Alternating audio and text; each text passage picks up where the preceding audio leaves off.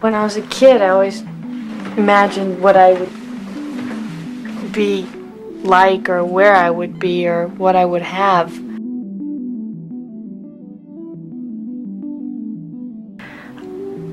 I didn't mean for this to happen. I don't know what to do. Greetings, guest. Welcome to the Patriarchy, where we explore cinema classics fueled by predictive Hollywood programming and unpack how our favorite characters in cinema got egg all over their faces.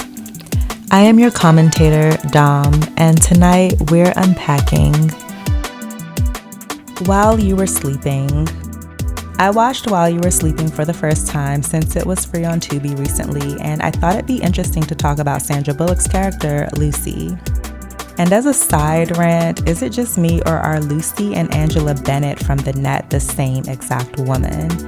It's, of course, being played by the same woman, Sandra Bullock, but these characters are way too similar for me. Both are kind of loners, little to no family, extremely timid, introverted. Both movies came out in '95. Did Angela Bennett move from Venice to Chicago, change her name, and give up her career as a systems analyst for a much simpler life as a train fare collector after the hackers tried to steal her identity and try to execute her over a floppy disk with government secrets on it? What? No.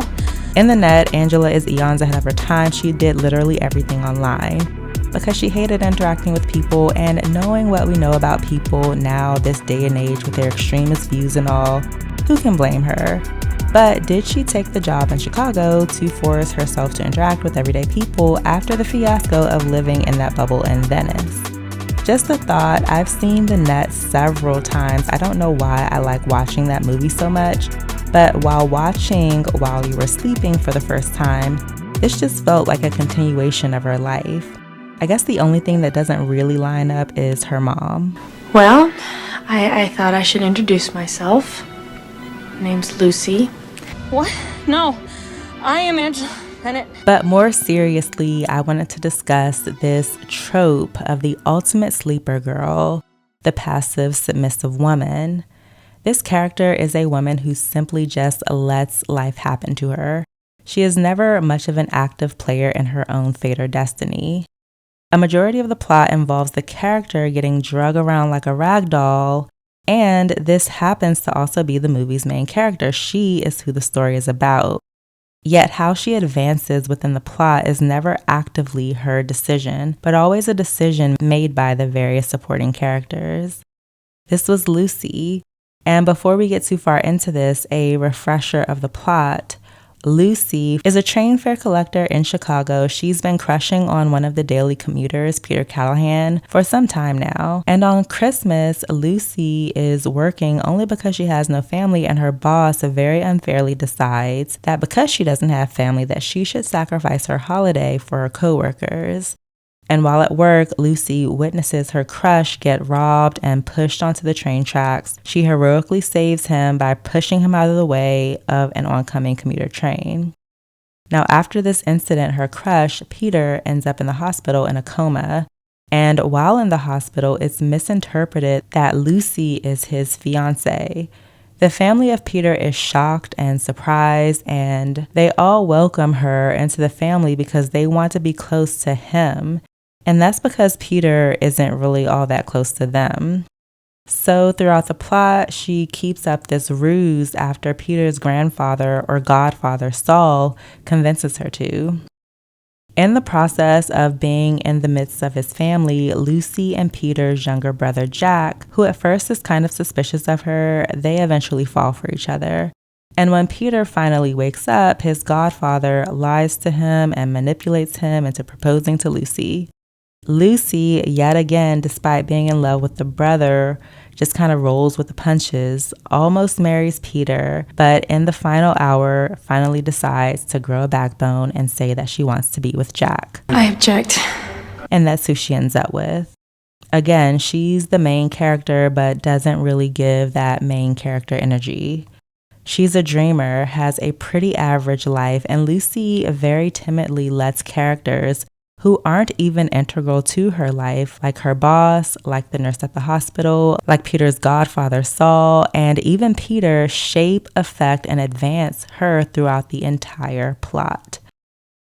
Let's repeat that so we understand the symbolism here. Lucy lets characters, mainly Saul, who aren't even remotely integral to her life, shape, affect, and advance her through the entire plot. Like a puppet. Why? Initially, it's embarrassment sprinkled in with a little guilt. Eventually, it's for a sense of belonging. Because, I have a cat. I mean, can we point to any examples of people who try and do this to women in real life? In the film, we can give the nurse a pass for the honest mistake of misinterpreting Lucy, but this entire chain of events actually kicks off when Peter's godfather, Saul, interjects himself into this stranger's life and continues to use her as a pawn to, quote-unquote, keep the family in good spirits, because he sees that this false engagement has brought his family closer together. Even at the very end, when Peter came out of his coma, Saul is there with his puppet master strings concocting a way for these two to end up together. I think that we can all agree that Saul is the actual writer of Lucy's story and not Lucy herself. Well, and before you come for me, yes, I know that Lucy was kind of rolling with the punches because it was the holidays and she's alone. And she wants to be a part of this big, loving family. She's not providing any sort of active resistance to the situations in which she's put in. But the biggest problem here is that she's also not being an active decision maker in how her own life unfolds.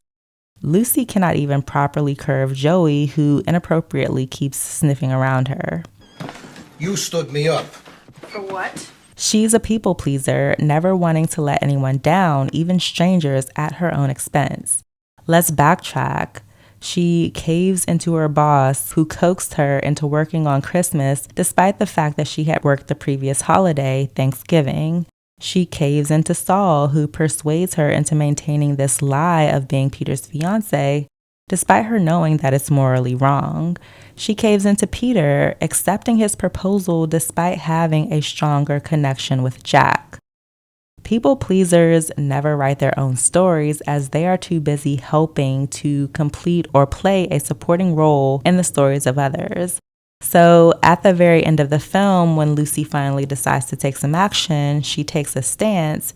It leads her to making the decision of ending up with Peter's brother, Jack. I'd say that she gets under your skin, so she drives you so nuts you don't know whether to hug her or just really arm wrestle her. She would go all the way to Europe just to get a stamp or a passport. I don't know if that amounts to insanity or just being really, really likable. And I'm not even going to get into that. How this translates in real life is the expectation of women to always do things for the sake of others and not themselves. Thus, our decisions always being linked to some outside entity and rarely being anything internal. Think about the societal pressures and propaganda and how what's fed to you by media or even people that you know move your own plot forward.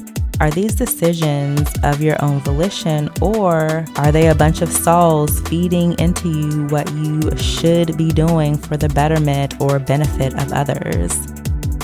Alfred Hitchcock's Rebecca does something similar where the main character, who doesn't even have a name and is referred to as the new Mrs. De Winter throughout the film, is also advanced through the plot by the decisions of the other characters. Mainly her new husband, Mr. De Winter, and Mrs. Danvers, the housekeeper.